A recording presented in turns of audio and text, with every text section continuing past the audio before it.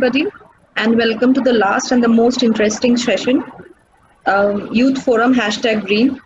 The session would be chaired by Ms. Pauline Laraboy, Sustainability Director, Techno India Group, Founder Y East, Curator Offbeat CCU, and Director Technopreneur Surrogate Ventures. I would like to thank IIT Kharagpur, Texas A&M University, Techno India University, TERI, Chittagong Women's Chamber of Commerce and Industry, the Duke of Edinburgh's an International Award to nominate the speakers for this session. I would request Ms. Pauline to please take over. Thank you so much, Shushmita, and all of the BCC&I team for welcoming us on this great platform. I'm really looking forward to the conversation that we will have with the youth that is present today. I think in such complex issues like sustainability or climate change, this kind of challenges cannot be tackled in a unilateral way. It is so complex that we need not only interdisciplinarity, which we will talk about today, but also intergenerational efforts. So it's not only about talking about the present adult generation, but because we're talking about sustainability, and because sustainability in its core definition is about long-term, sustained long-term, we also need to talk about the upcoming generations of young professionals, as well as their kids and their grandkids, etc., etc. So I would agree with Shushmita today that this is one of the most important and interesting sessions that will definitely give a voice to the youth and the future generations of professionals that will keep making the change towards positive environmental and social change in the future. I would also like to mention that in agreement with BCC&I, we also have made this youth forum today a UN75 dialogue.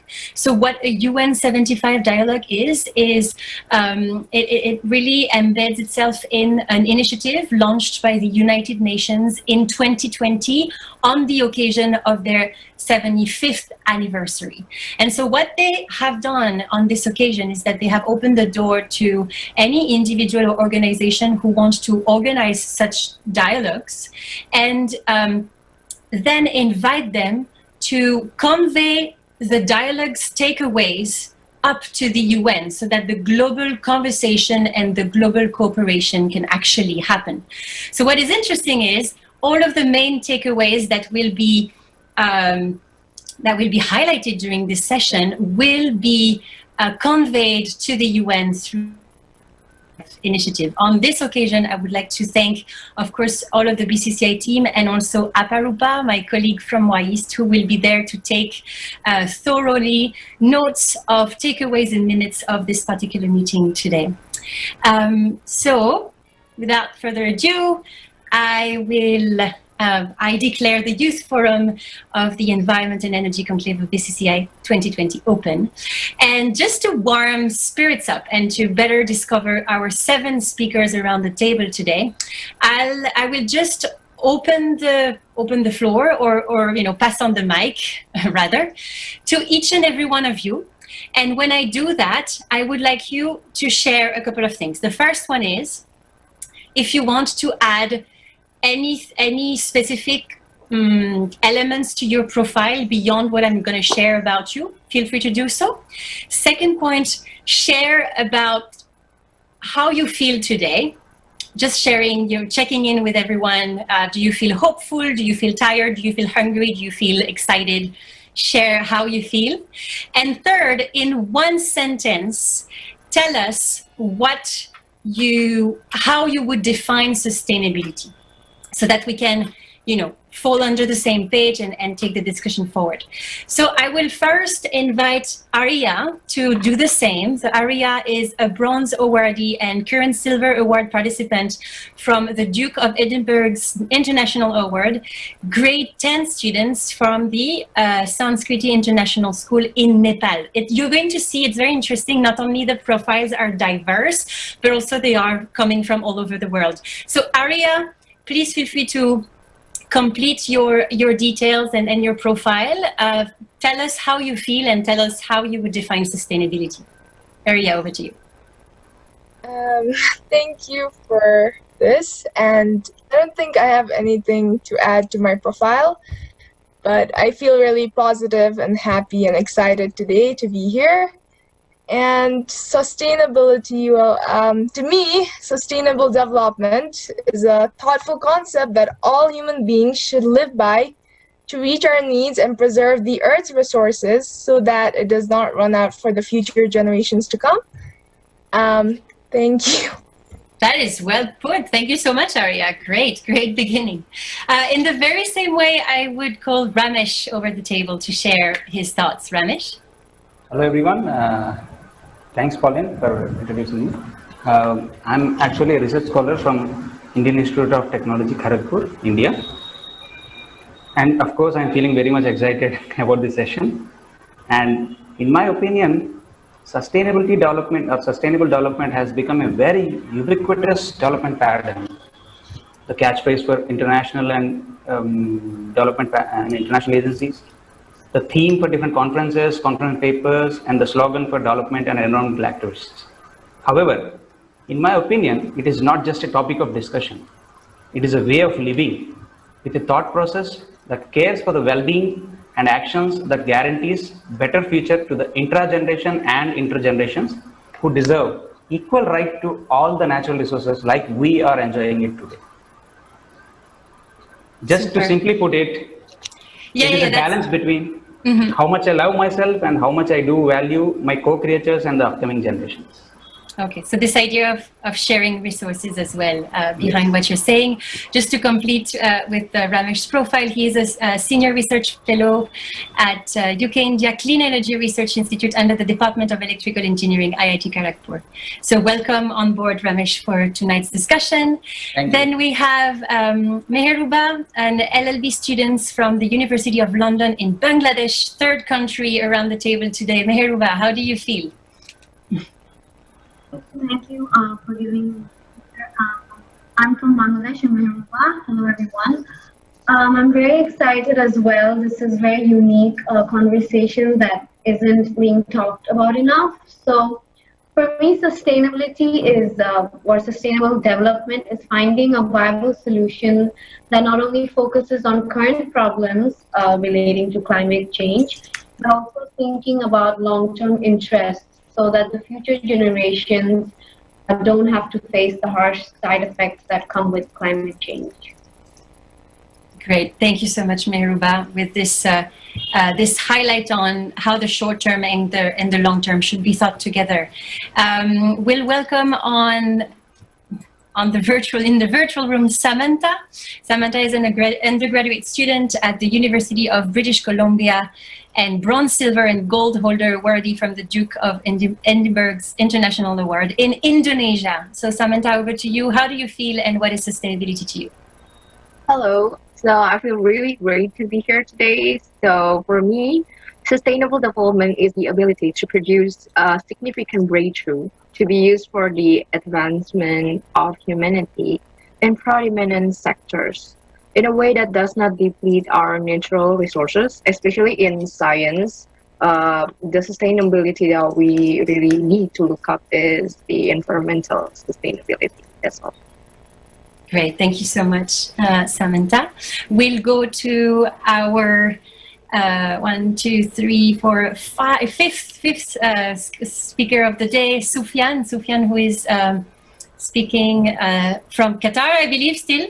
Sufyan? Yes, so Sufyan is a chemical engineer and research scholar pursuing a doctorate at Texas A&M University, currently in Qatar. So how do you feel and what is sustainability to you, Sufyan? I'm feeling really excited. Thank you so much, Pauline, and for inviting me, first of all, to this session. And I'm very excited, actually. I'm also representing USA, so because I'm part of Texas A&M University.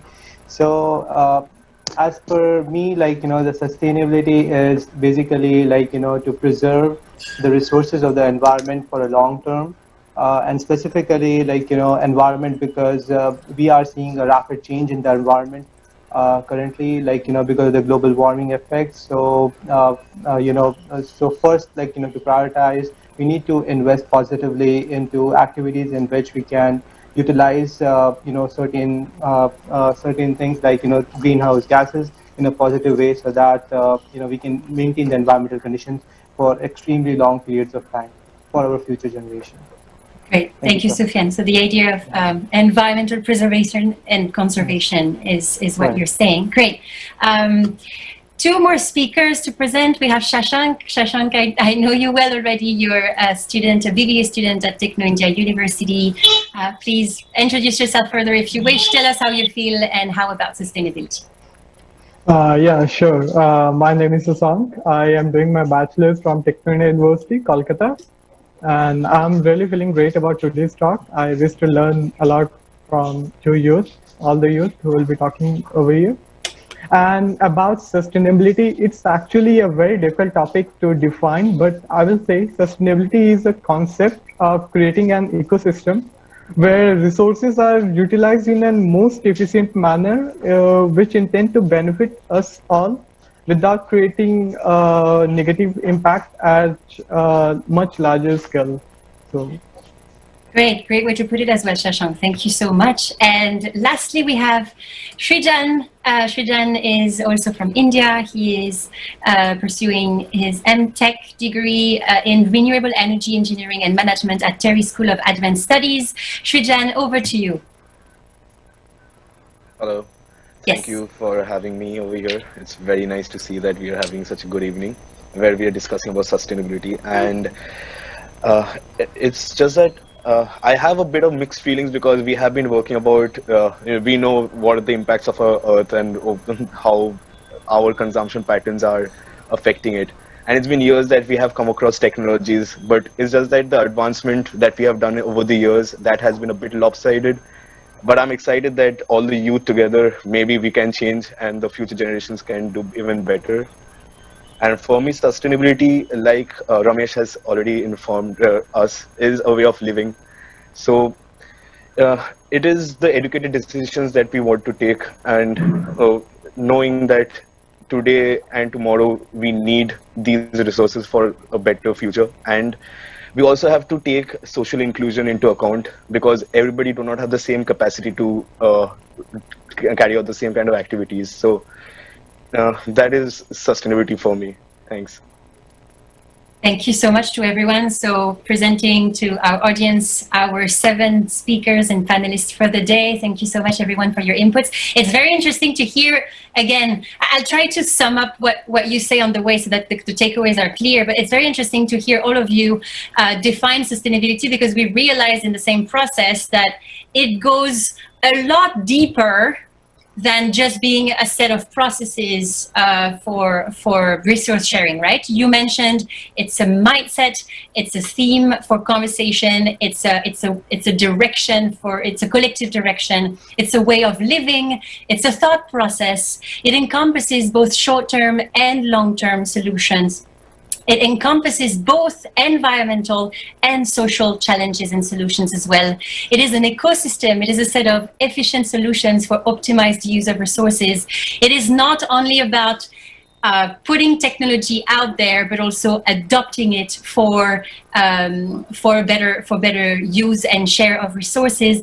And it's not only about today, but also about tomorrow. So it's very complex, and this is what exactly we're going to try and discuss today. And I will invite all of you speakers to, whenever I share a question across to you, try to use all of your personal experience, all of your expertise, all of your understanding to make this topic as precise and accurate as you can, so that we go from the broad term of sustainability to more precise knowledge points. And you know already a lot because you're so interested in sustainability itself. So here we go. The first question that I wanted to put across to actually 3 of you is, and actually to Ramesh, Samantha, Srijan, and Sufyan, so 4 of you. I've discovered your profiles and I think you have a lot of expertise and experience to share. Could you tell us more about your very specific area of interest and expertise and how it relates to the way we have defined sustainability before? So maybe we can start with Ramesh. Ramesh, go ahead. Thanks, Pauline. Well, as I have already introduced myself, I am a research scholar working in the domain of clean energy, which is achieved through solar photovoltaics. To be specific, I work on the stable integration of the solar photovoltaic generation into the electricity network. And I'm very much sure that everyone knows the benefits of this solar energy. Still, just I want to put some stats before emphasizing the field in which I'm working. Till date, 789 million people lack electricity due to, lack access to electricity as of 2018. And 2.8 billion people lack access to clean cooking as of 2018. And still, we could only able to use 17.3% of the total energy consumption of the world from renewables as of 2017.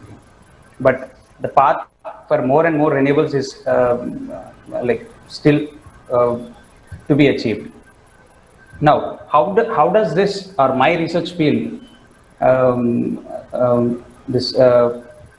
contribute to sustainable development is that sustainable development involves any mature technology that is socially fit, economically viable, and pollution free. Solar energy or solar photovoltaics, it has a capability to meet all these requirements. We know already that solar energy is inexhaustible and pollution free as it is directly derived from the sun. Secondly, the solar energy systems are emerging to be economically viable. Earlier in 2010, the rate of the price of the solar energy is $241 per megawatt hour, whereas today it is $85 per megawatt hour. And also with the increasing government policies and subsidies, the use of this technology is reaching the very end mile. Also, it has very diverse applications ranging from few milliwatts to few gigawatts and megawatts. Just broadly to describe, there are two major applications for solar energy. One is solar thermal system and solar photovoltaics. Both convert the light energy into their respective form. Like the first solar thermal converts it into heat application, and solar photovoltaics converts it to the electricity.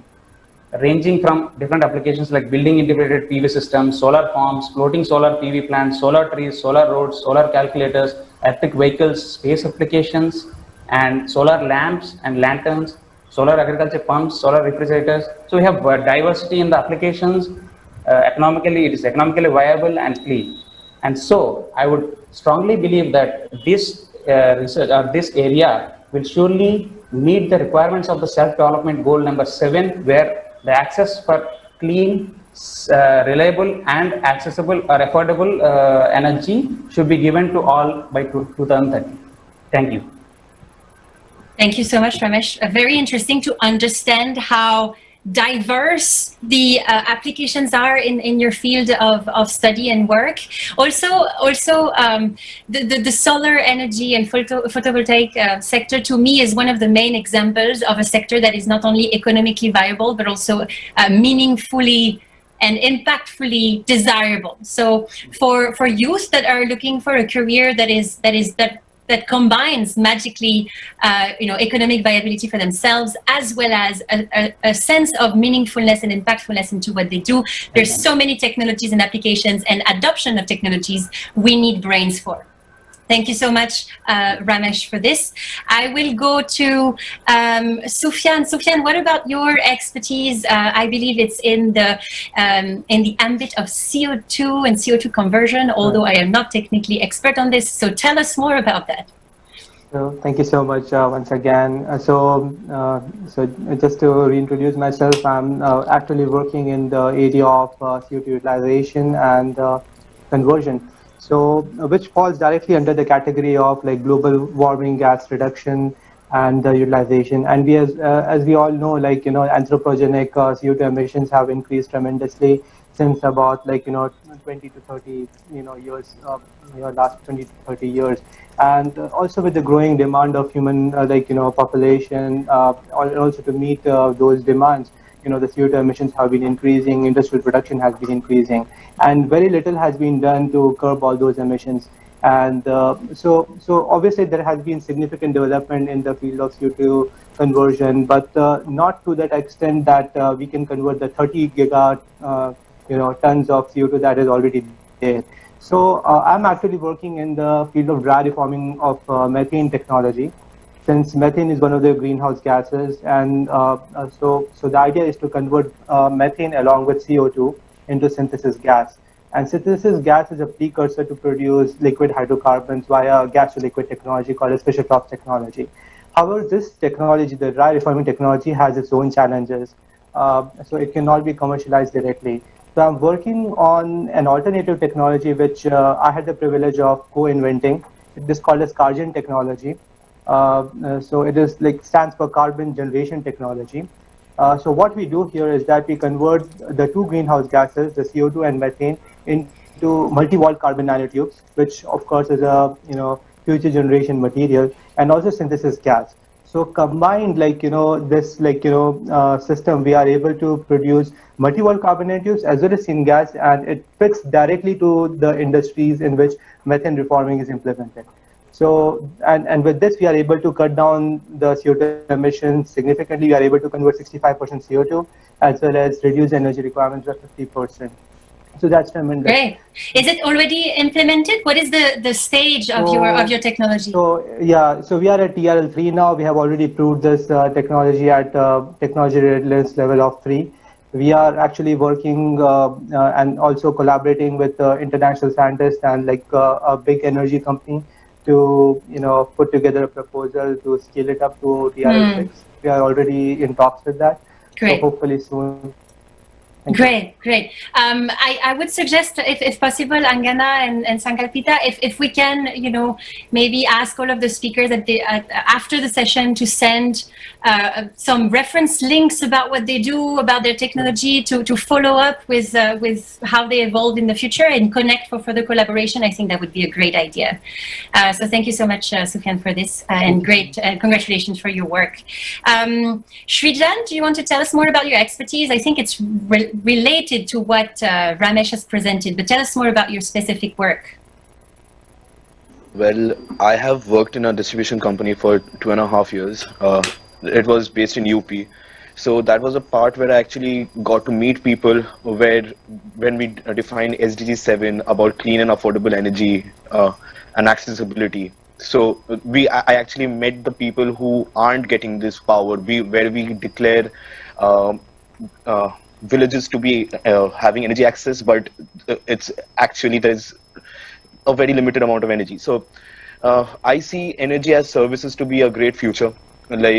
Since energy is a derived demand, ultimately our demand has to be met. And with evolving technologies like the solar lamps, the pumps, like solar pumps, like the Kusum scheme is giving us, and there are very like solar water heating systems. These are all viable solutions which are existing today, but the problem which I have faced is a transition for consumers from something which they are used to something which they are new to. So I see that as to be one of the biggest issues and challenges which I want to address with my work in the future. So yeah. Great. So how to distribute and make new consumers and more people to adapt all of these new habits, right? And habit forming, unlearning and learning again is a very, very key topic also in the ambit of sustainability for sure. And so thank you so much, Srijan. We'll go finally to Samantha. Can you tell us more about your area of work and interest, Samantha? It was very interesting. Thank you again. So predominantly in science, my former research is focusing on developing the affordable and most effective way to genetic engineer organisms, but in accord to sustainability. So my research is about genetic engineer rice that can provide nutritionally perfect rice to underdeveloped countries. But because genetic engineering is usually a very costly and tedious process, therefore I try to make the most efficient and environmentally friendly genetic engineering process. And the process is mostly in silico, thus minimize the risk of having waste products that can be harmful to humans or environments. And being a scientist, maintaining the balance between inventions and resource sustainability is very important for me. Especially rice as staple food for major population of the world. It is really imminent for me to provide something that related to agriculture, but in accord to sustainability and safety risks. Great. Thank you, Samantha. It's interesting to see that your area of expertise is in between and connected to so many other sustainable development goals, right? So you're talking about the second one, the second zero hunger. It's also, of course, related to climate action to some extent. Number 3 as well, good health and well-being that you have quickly mentioned. So it gives us an idea of how broad and interconnected all of these areas are. Thank you so much to the 4 of you. So we'll move forward to the next question, and for the next questions, I'll invite 2 of you to share maybe in 2 or 3 minutes what you think about the question put across. So this one will go to this one. We have 3 actually: Arya, Meruba, and Shashank. Oh, so let's start with Arya. Okay, why should we care about sustainability? Why should we, as humans, maybe our brain are quite wired to be only caring about the present and how I feel now and myself and my co-living friends and neighborhoods and beings. Why is it that you care so much, and why would you invite everyone to care around you? Thank you for the question.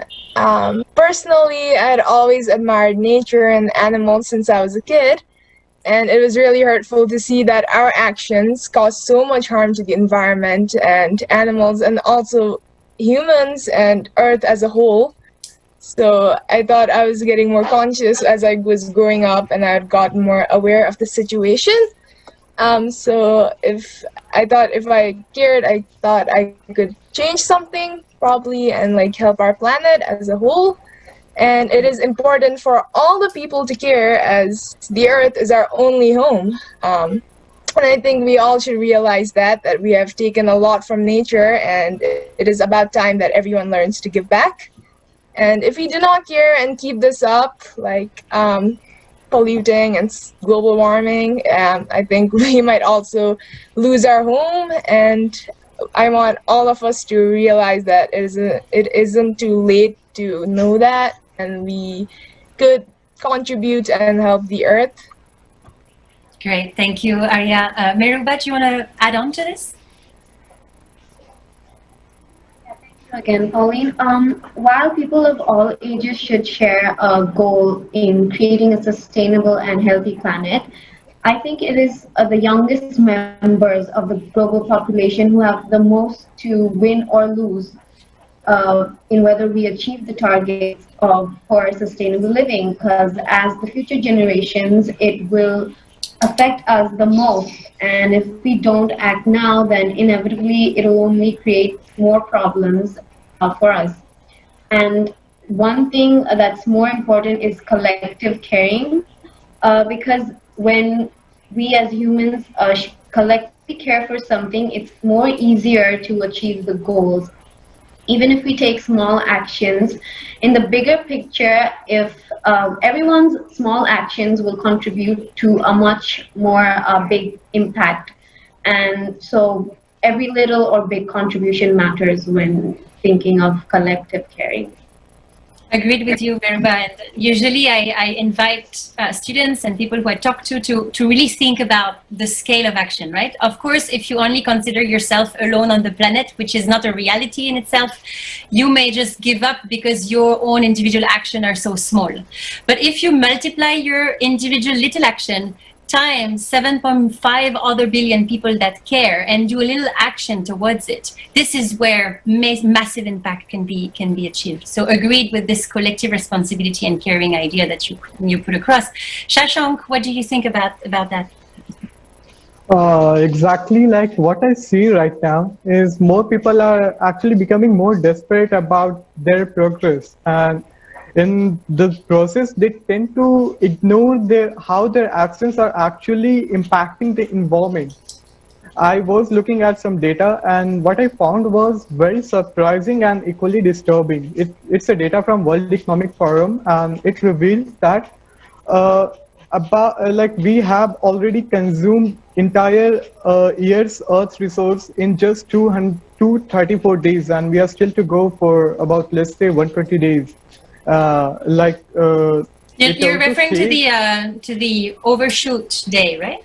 Yeah, exactly. That happened on the 22nd of August. Yeah, a few days ago, we were done with our annual resources, and now we're, grabbing into the surplus that we should definitely not, right?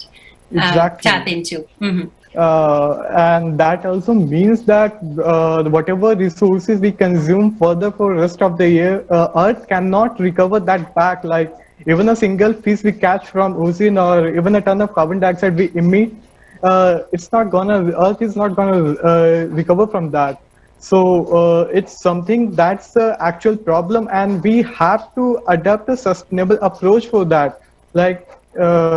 And why collectively? Why we should act collectively? Because Earth is the only planet we live on. There isn't another Earth. There is just one Earth and one life. So we have to conserve Earth for the sake of our own survival. So that's it. Shashank, I'm actually going to bounce on this and invite you to let us know what is the most compelling argument that you tend to use to convince the unconvinced. Like, how do you make other classmates or friends of yours understand how important it is and why they should at least make an attempt to go for this sustainability mindset? How did you crack that, if you did? Actually, like when you see, it's a normal tendency of we human. We don't take something as a serious concern unless we find a greed in that, right? So the basic idea for giving such a statement will be like, first develop a kind of greed. Like we humans are usually we usually tend to, right? So and my basic goals would be my family and my locals and my friends. They are the ones with whom I'm most connected to, so I can convey my words better with them. And giving a statement is not necessary. You just have to show them. It's around everywhere around you. Like climate change is not a myth anymore. It's real. It's everywhere. So all you just need to do is just show the concept. Just explain them the concept of sustainability, how they act, and it will probably become like a chain, like a good chain. If I make one or two person acknowledge about sustainability, it's very likely that they will tell to another person, and it will create a chain. So in this way, we can make a sustainable world for a whole, I think. So I like this idea of a ripple effect, where you're trying to first.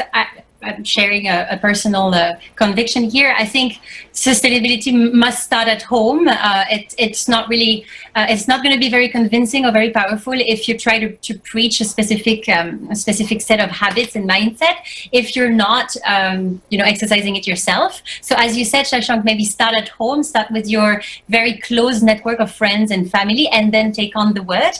And through ripple effect, that is to say, you're showing the way to one person or two people, and then these two people themselves convince another two people, etc. So you can actually, from yourself and your own individual action, start that ripple effect. And I think one of the other messages that you shared is that when we're trying to communicate about sustainability, it might be important to mobilize personal interest into what you're saying. So, for example, maybe, explaining sustainability overall and abstractly might not be as convincing as telling someone, for example, that their health today is suffering from the effect of climate change or unsustainable practice. So very, very interesting, Shashank. Thank you. Ramesh, what do you think about this? What is your most compelling argument? Give us some tips of yours. You're on mute, Ramesh.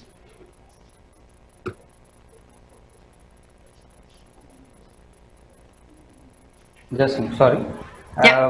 Yes, Shashank has already given a very good view. In my opinion, things will be done out of love or out of fear of not doing it. Okay. So I think he has given example of locating people to do the things That is one example where people love to do the things. The other way is the fear. Actually, I think COVID-19 has introduced enough fear that every human being should follow sustainable living methods. I mean, he need not be reminded that we should follow sustainable living methods. However, I had a personal experience when I was doing my class 10. So we have many chapters in school textbooks sharing information about the earth and its resources and our responsibility to preserve it.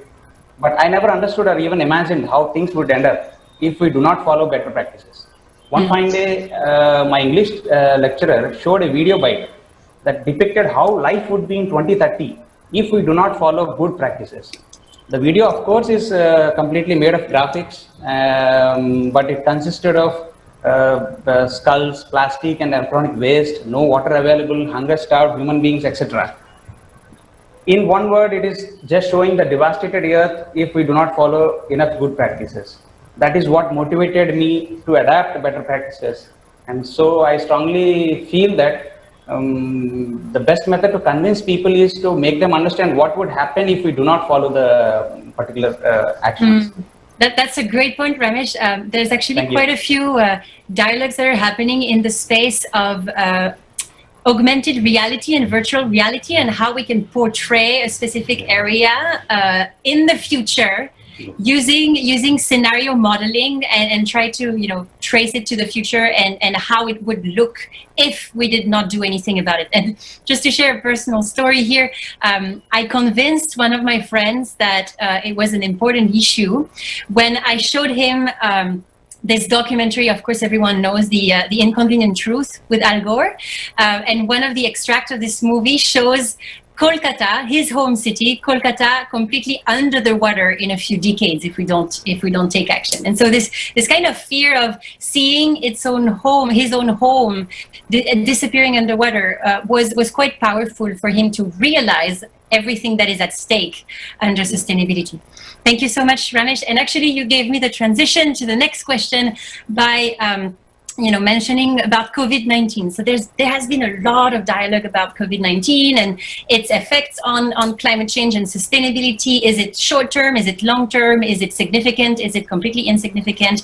Did we learn anything from COVID-19, or are we going to be back to our old habits? I'll ask this question to Sufyan and Mehruba. Sufyan first, do you think COVID-19 has been a game changer? Has it changed anything overall?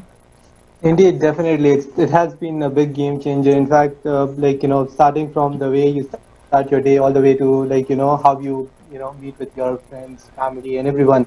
Wherever you go, it has changed completely everything. The social interaction. There's more sense of insecurity when you go out. Also, the restrictions that are in place, the lockdown.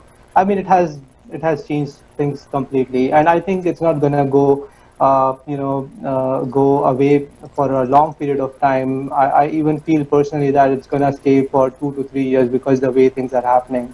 And obviously, now that takes us to the discussion why government should have whether government should have restricted people, or the lockdown should have happened or not.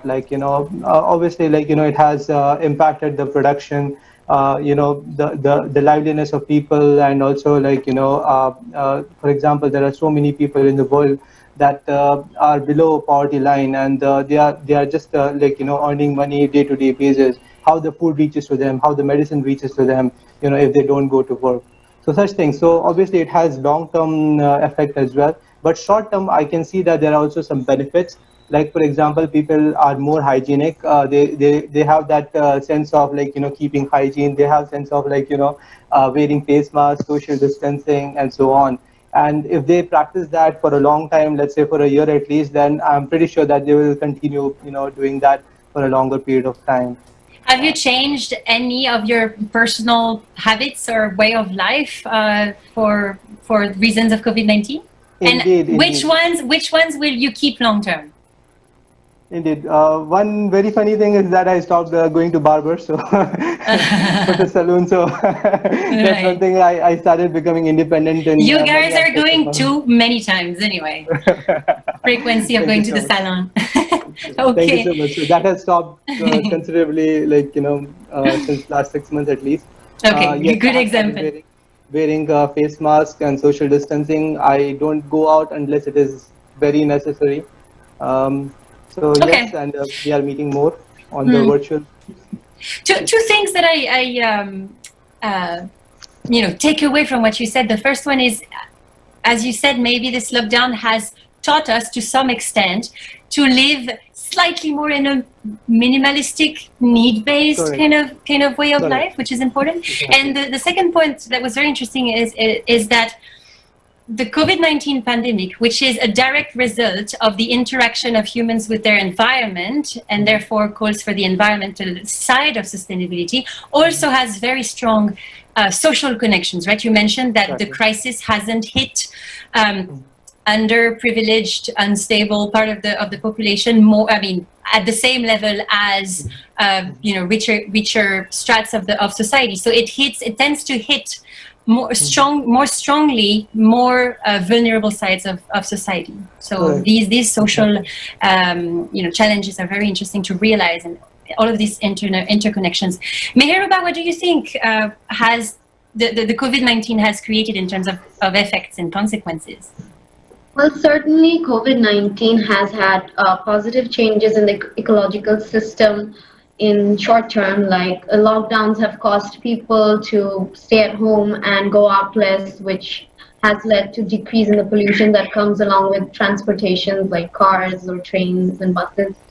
Moreover, it has put a halt to factories, which led to a huge decline in industrial activities, and this led to a decrease in coal-powered electricity production and in the pollution that comes along with it. According to the International Energy Agency, CO2 emissions have decreased, are anticipated to decrease by 8% to those that are 10 years ago. So I think these are some positive changes. However, after the corona crisis hit, I think the climate movement even though it was building momentum before the corona crisis came, people are seeming to talking about it less than they were talking it about before corona. Before corona, used to see it more in the news, and now it seems like people aren't talking about it enough. Even in the start of this year, we've seen unbelievable fires in Australia, which caused so much of their forests and endangered species to lose their lives. But we seem to completely forgot about that, and it makes sense that in the event of a crisis which affects us now, we seem to neglect future problems like the climate change.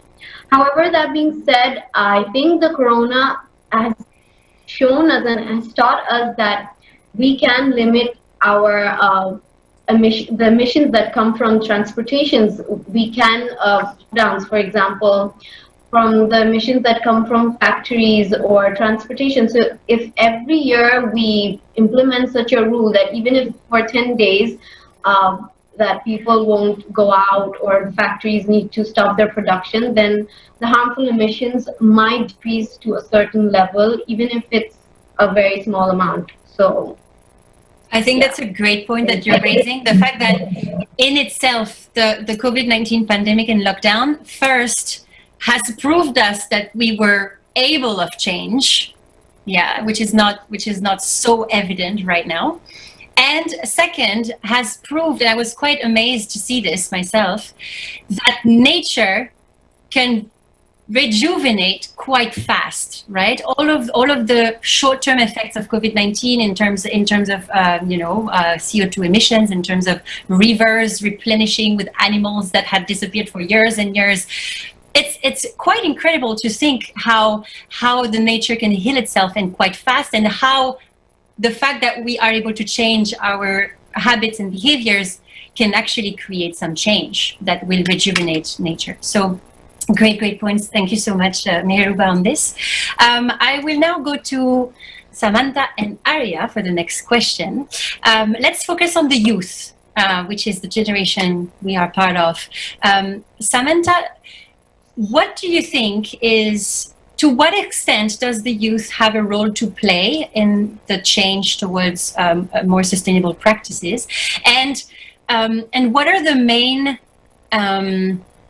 challenges as a youth yourself that you face in this journey towards sustainability? If you can tell us more from your personal experience. You're on mute, Samantha, I can't hear you. Okay, am I audible? Yeah, you're good. Okay, so first of all, the most apparent and prominent challenges that we are facing are mostly economic barrier and coordination toward collective sustainability, especially for the youngsters who are dealing with limited resources. Creating affordable and clean energy required huge investment at first, and most ample investors are unwilling to invest, while most underdeveloped countries cannot afford the transition. Like, insufficient technologies are hugely detrimental to the developmental process. That transition toward the development might hurt impoverished countries. The coordination between specific and public organizations might also raise new predicaments for future development. Thus, finding a way to tackle these challenges first would be crucial. And for me personally, for youngsters like me, it is a bit hard to publicly engage and then contribute directly to the inventions of technologies that will be efficient and helpful to sustainability.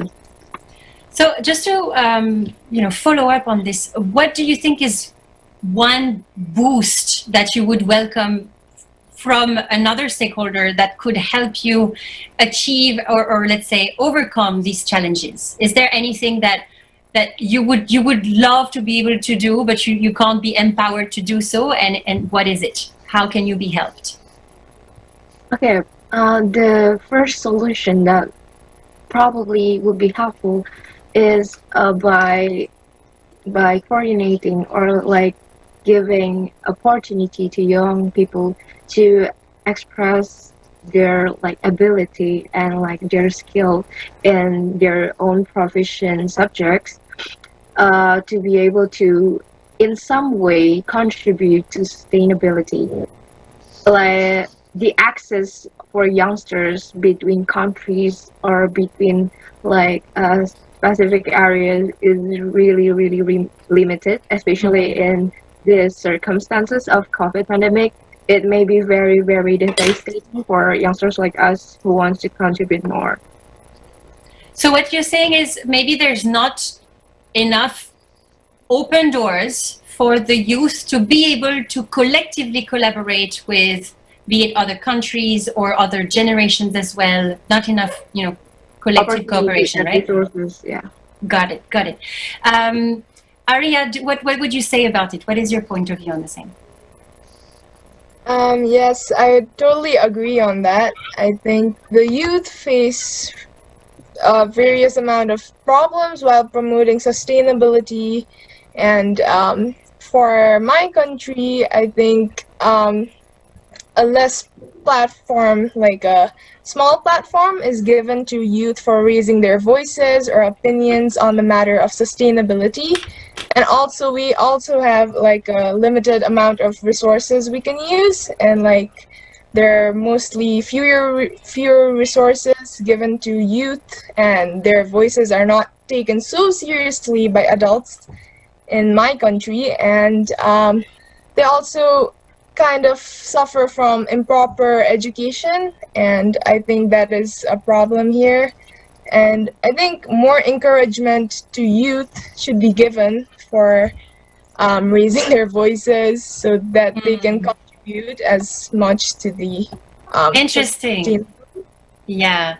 Interesting takeaways on this question. I have heard from both of you that there's a lack of resources and economic resources to take action. There's a lack of collaborative cooperation and inclusion of youth in the collective efforts.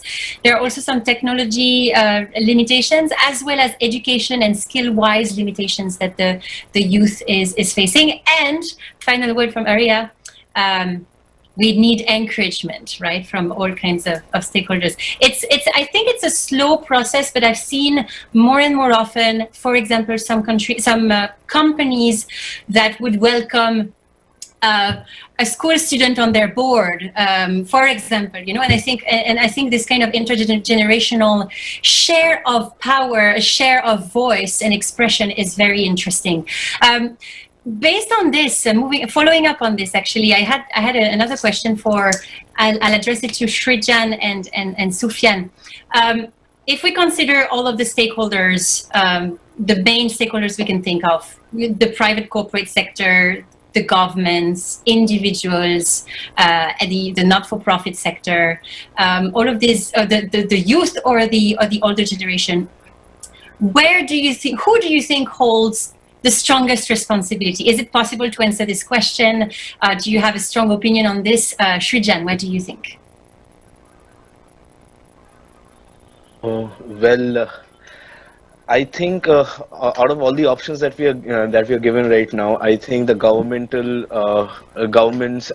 policymakers, and the big corporations, these should be the leading bodies to change the trend of the economy at the moment. There is a thing going on called the greening of the economy. So the greening of the economy can be only done if these major stakeholders are there and are carrying out the job head on, and change and they are going to be the ones who change the patterns of the consumer behavior slowly. And I also believe that we as individuals play a very important role, because it is our thought process, our patterns of consuming things which are impacting us. So the level of education that we have, the openness towards this topic is something which is going to affect us, and we can work better just by improving on those. Great, thank you, Shrijan. Sufyan, would you agree? Do you have anything to add on? Yes, I completely agree what Shrijan mentioned. It's mostly on the government organizations and the big players like big companies. They are the main drivers of the economy. They are the ones who are actually deciding what's happening, and individual people are just following, and they're doing regular jobs and activities. But obviously it also falls down to the individual level. I mean, whatever we are doing throughout the day, we need to be we need to consider, we have to be responsible of what we are doing. If there is a better way of doing it in a way that doesn't harm the environment, doesn't harm the people, doesn't harm anything, we have to take those options. Even those options are difficult to take. So it's a responsibility of the people, but more importantly, a responsibility of the big organizations. Okay, great. So I guess big organizations, typically, big MNCs, or of course governments, are these actors that are able to reach scale and are very powerful in the way they communicate and they influence behavior at the national and international level. Absolutely. Shashank, I would like to have your opinion on the same question, and especially focusing on where we can start, that is to say at our own little individual level. Maybe share a little bit of your personal experience, and also let us know what you think, how significant you think individual behavioral change can be a game changer. Shashank, over to you. When I was in my high school, I remember the definition of sustainability that I usually that was more concentrated by greenhouse emission and industries. So I used to think sustainability has a lot more to do with industries than with the common people. But now, as I grew up, I came to know sustainability is not just for industry. It's a concept that's actually attributed with every decision that we take in our day-to-day life. Every action can be a sustainable action. Like for an example, we go to a shopping mart. A sustainable approach to do shopping would be to carry our own carry bag with us. That's a very, very easy example for that, instead of buying a poly bag for that. And apart from that, I would like to tell a very interesting topic. Like we all consume food, right? And you would be surprised to hear that about 25% of total greenhouse emission is actually contributed by the food we consume. it's actually even greater than the total amount of carbon dioxide emission from entire population of cars in the planet. So just imagine how individually we contribute towards we can contribute towards the sustainable development for as a whole. So I believe right now that we as an individual and I as a youth has a lot more responsibility for a sustainable planet than those industries and the top level people who are running the entire economy, because they have to rely on us, and it's we who have to implement the idea of sustainability into our working, so we can create a more sustainable planet. This idea of sustainability democracy in a way, right? We have the power to vote through our behaviors and our consumption patterns. We lead the offer through our demand on market mechanisms, right? So I think it's a very powerful message that you shared, Shashank, with us today. We're 5 minutes away from achieving 1 hour of discussion already. Can't believe that that it's already been an hour. What I will do is I will individually give you the mic one last time for a couple of minutes each on the second on the following 2 points. The first one is, if you were the ultimate decision maker in your country, what is the first 1 or 2 decisions that you would take towards sustainability and implement towards sustainability? And second point is, if you have any particular takeaway, any personal lesson, any call to action, any last piece of advice that you would like to share with our audience and with ultimately the UN, to whom we're going to send the takeaways, please take this occasion to do so. So we'll start with Ramesh on these 2 points. What do you think? Thank you, Pauline. In my opinion, if I am given the power to pass a rule, I would prefer to introduce the concept of go back to the nature, a day for go back to the nature for everyone in the country. I mean to say, like, most of us should be not introduced to what agriculture is, what environment is actually is. So what I feel is, if someone is given a chance of by force or by interest to go into the fields, understand how the food is being evolved, what is the process in it, how is the environment helping us to live and sustain ourselves, so we'll be more we'll feel more responsible to care for the environment back. Secondly, so what was the second question? Can I? If you have any last message you would like to share, personal takeaway, advice, call to action, you can do that. I just want to state it in a single sentence. We need a new religion, a global religion based on one simple principle: live and let live the future generations. Thank you. Thank you, Ramesh. Beautifully said. And to relate to your first point, I understood from a friend quite recently that the only way for you to start your journey towards more sustainable practices is maybe to start just spending more time with nature. What is an issue is that all of these new generations are born into concrete, right? Especially for us, urban youth, we don't see anything else than the buildings we were born in and the schools we're going to, and then therefore we lack the connection, direct connection with more environmental elements. So great point here. Srijan, what do you think on these 2 aspects? What would you say? Well, would you repeat the first question once? I just forgot. You're the ultimate decision maker of India. Okay. So, firstly, I would try to introduce the concepts of embodied energy and carbon taxation in a very individual level. If we we know the term called common but differentiated responsibilities, and I think it can be implemented in a very individual level. Every single person has something to contribute. They should just figure out the way they can contribute without compromising their way of living and their comforts, so that they can also live in a sustainable manner, and so can the future generations. And for the second point is, I think the best advice would be like we should practice more empathy. Empathy would lead us out of this problem. If we can see the problems that are being faced by the people who are being affected, like we mentioned before, COVID is affecting the downtrodden and the economically poorer society more. So everything leads to empathy. I think if we empathize with nature, with the people who are beside us, I think we can have a much better and brighter future. I love that idea, Srijan. Maybe can you just give us one tip on how you would advise people to go deeper into their empathy? How can you do that super concretely, according to you? So I would just refer to it as an example which I saw right now. I'm very old when I'm pursuing my MTech. Actually, it was a pretty late decision. I was like, okay, fine, I should do something. Let's do something with green energy too. So when I was in college, we have schools coming into our university to learn about the SDGs and how newer technologies are being implemented.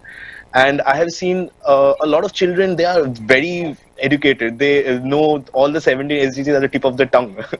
But it's just that there's a lot of children, but these are like pretty posh areas. The schools are from posh areas. These are like a very selective groups. But there are a lot of children who out there don't even know they're trying to live their life or the basic needs. They're trying to fight for that. If we can show them this part of the education that, okay, when you take your choices, if you're taking these choices which are going to be beneficial for you as well as the environment, I think that would be something, a very small level at which we can practice empathy. So go from the theoretical SDGs, which are quite useless in itself if you only stay at the theory level, to how to go to practice and maybe share more moments with all of these people and environments that are actually experiencing all of these challenges that we're talking about. Yeah, absolutely agree. Thank you, Srijan. Arya, you're on the top of the world. What is your first decision?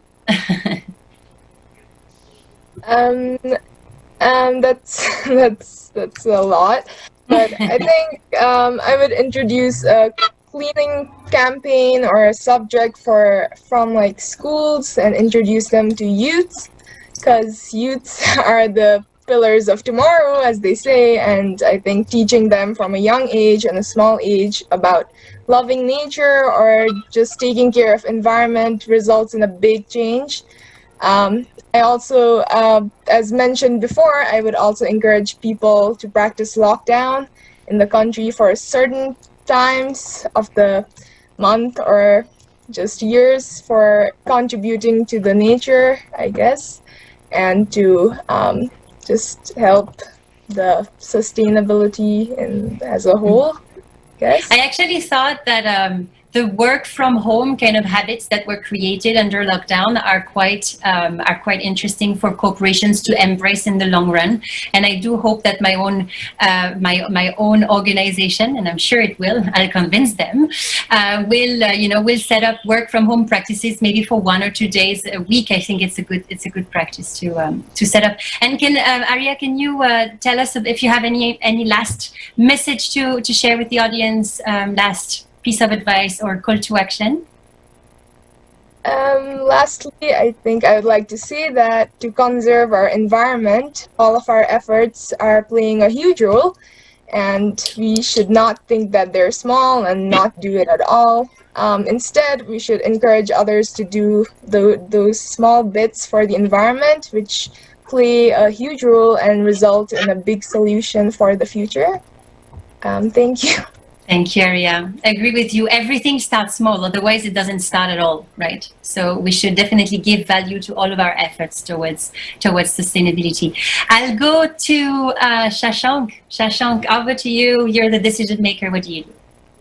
All right. If I become one, I will focus on circular economy, because what I am seeing right now is every government across the globe is considering this particular topic as a third option. And let me mind you that circular economy is not just in the favor of environment, but it's in favor of every nation's economy. Like, it's a belief that circular economy has a potential to become $1 trillion business. And in fact, right now, this circular economy is quite untouched for now.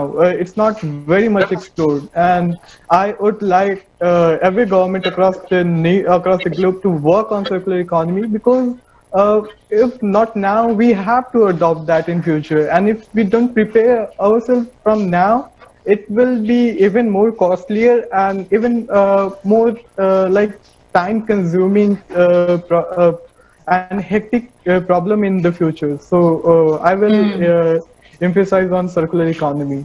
And you're right to say that circular economy is going to take a long time to actually be implemented, right? We're talking about systemic corporate organizational change, and that will definitely take a lot of time. I would refer to all of you to check at the resources under the Ellen MacArthur Foundation, which is well known to have a very strong expertise on circular economy. And just like we were talking about solar energy at the very beginning of the session, circular economy, I also agree with Shashank on this, is also not only meaningful, but also will definitely have some good amount of business and economic value. So an area where we will definitely need a lot of brain and skills to achieve the same. Shashank, any last comment of yours that you would like to share? Yeah, that's all. Like, I just want to promote the idea of sustainability, and like, so I used to like to say, sustainability is not an alien language. It's just a concept of living that we just have to alter a simple lifestyle and adapt a concept of living, and it will create a huge impact on entire environment and the planet. That's all from my side. Thank you, Shashank. Keep spreading the word as a WISE ambassador at Techno India, the way you have done, and around you as you've done. Great. I will go over to Meruba. Meruba, you're a decision maker. What is it that you do, that you implement? Well, I'll definitely start off by reducing the plastics. I mean, it's one of the major reasons why there's so many problems regarding the climate or global problem. So definitely, as the rule maker, I'd have the capability to do that. But if we're considering like things that we can actually do as normal person, especially the younger generations, we can change our lifestyle. And we have the ability to adjust to change our lifestyle more than the older generations. Even small things like, I think a lot of people are already doing it, like switching to metal or glass straws, reusing instead of using the plastic bottles, or even opting for bicycles instead of cars when it's convenient. So if we take small changes from now on, and in the near future, we will start making even bigger changes to our lifestyle. And as previously said, taking baby steps will eventually lead to a bigger impact in the bigger picture. Thank you, Meruba. Loved your message on plastics. It's also quite hopeful to see that more and more countries are adopting plastic bans. It is still a slow process, but we can see this. And it's definitely one of the areas where when we started using plastics after post-World War II, especially, and this growth in the 60s and 70s, we did not think long-term. We did not think sustainably about the fact that this invention, which in itself is super convenient because plastic is convenient in many ways, we didn't think about the fact that every bit of plastic produced will remain in the environment for hundreds of years, right? And so it's usually an opportunity that I take to say that whatever new technology that we think about, whatever new project we implement, we need to think, okay, what are the social and environmental positive changes and negative changes in the short and the long run that this will entail. So now plastic ban is of the order of, it's the need of the hour, definitely nowadays. Thank you so much, Meruba. Anything else you would like to add, or is it okay? Well, yeah, that's about it. But I'd also like to add the fact that even the COVID process, I think it's led to so many, even plastic masks. So like we're seeing masks, people are even throwing masks in the street, and people like it created little more problems in the production of plastics actually. So which is that's why one of the reasons why I said the reducing, if I was in the government or parliament, I would reduce the production of plastic. So. Absolutely. And there are, most of the time, if there's a plastic solution, there's another more sustainable alternative that you can embrace for most of the products out there. Thank you so much, Meruba. We have our two last speakers that we'd love to hear from. Samantha, do you want to go ahead and tell us how you would rule your country? Okay, so if I ever had the let's say for decision making, in accordance with the sustainability problem, I will implement the most effective draft solution provided to me, and then provided by the discussion or annual meetings from all of the other resources. And while convincing several people, many people will not be happy about it, but it's a tough decision that I have to take, and I will take it. Okay, so and the second thing is that I will heavily invest in education. I will make it compulsory for every children in the country to be educated, and to be educated to the point that they are aware about their surroundings and how their surroundings should be, how the environment should be. So once they are aware, then they will definitely take good steps in preserving and making the environment better. So these are the two critical steps that any leader should take, and I will definitely take it. Right, so redirecting investments toward more greener technologies and businesses. Indeed, definitely. Absolutely, absolutely. And last word for the and the last session? thing is that together we strive for. So it's not just someone else's responsibility. It is your own responsibility. Whatever you're saying, you should take it, make it your own responsibility to do that. So when you do that, you live by example. People will follow you. So we should not always say that this is that person's mistake and that person should do it. We should start doing it from our level, and people will follow. That's it. Thank you so much, Sufyan. I do agree with your last point. It is a lot more efficient to set the example and show it, and just let your actions do the talking for you, instead of potentially communicate through moralizing. I'm going to put guilt on you kind of discourse, right? Completely agree on that. I think we also, this last exercise was for all of us to practice empathy, back to Srijan, empathy for also our decision makers that, as you said, Sufyan, do not have a very easy job, right? There's a lot of priorities that enter in conflicts with one another, and of course some amount of pressure here and there, but definitely by setting the example in your own direct, close environment and networks, this is where everything starts. We do need to be strong in our values, in our ethics, showing the way that we believe is the right one, yet also find the wisdom and patience to understand that this is a journey that cannot happen from today to tomorrow, and will take a longer time. But we're definitely on the right path, at least in the journey. Will definitely be fascinating. So thank you so much to all of you. I love the conversation. There's I actually took some notes myself, and I'm sure Aparupa did the same. By tomorrow itself, we will be able to share the takeaways of your conversation to all of you, as well as to the UN and to BCC&I. And it was full of lessons learned and great advice and great insights from your different expertise. And I'm really hopeful and happy to see a youth that is leading the way, being so skilled and so determined and so motivated to take the sustainability path. So thank you so much to all of you. It was a pleasure. Let's stay in touch. Thank you so much for organizing this youth forum, BCC&I. Angana, over to you if you would like to close the session and the conclave on the same occasion. Angana or Shankalpita, or who else is there? Thank you everybody for joining us today. So it was a session I really enjoyed, having the youth and learning from them what they think about sustainability and how we can take things forward. So here we are at the conclusion of the 13th edition of the Environment and Energy Conclave of the Bengal Chamber of Commerce and Industry. And I can see we have with us Mr. Gautam Ray, the chairperson of the committee which has organized the program, and Mr. Arun Mukherjee, who is mentoring the committee. Would you like to share any thoughts, sirs?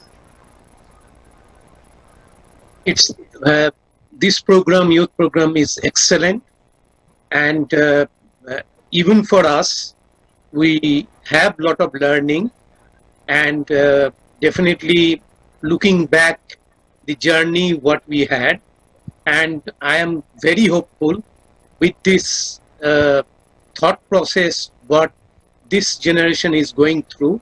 Our future life will be much better than what we are experiencing today. Congratulations to this team, and congratulations to you, Angana, for organizing excellent program. Thank you.